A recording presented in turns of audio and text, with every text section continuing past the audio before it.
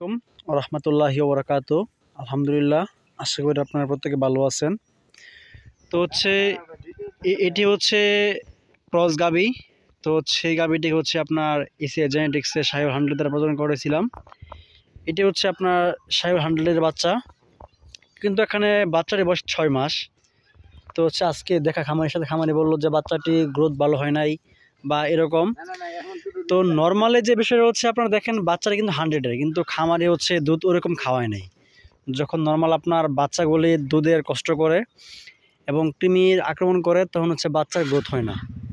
তো বাচ্চা প্রসবের পর থেকে হচ্ছে আপনার 22 থেকে 30 দিন পর দেবেন কৃমিনাশক একবার।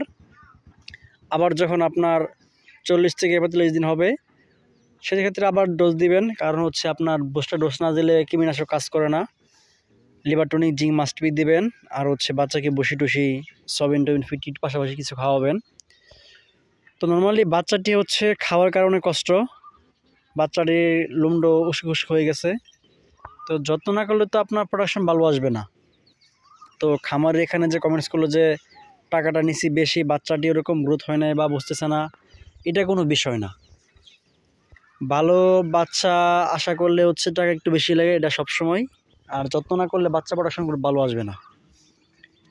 আপনারা হচ্ছে গাভীর প্রতি যত্ন নেবেন এবং বাচ্চাকে পর্যাপ্ত পরিমাণ দুধ খাওয়াবেন। না খাওয়ালে হচ্ছে বাচ্চাটির গ্রোথ ভালো আসবে না। তো ভাই গাভী কি পর হিটে আসছে?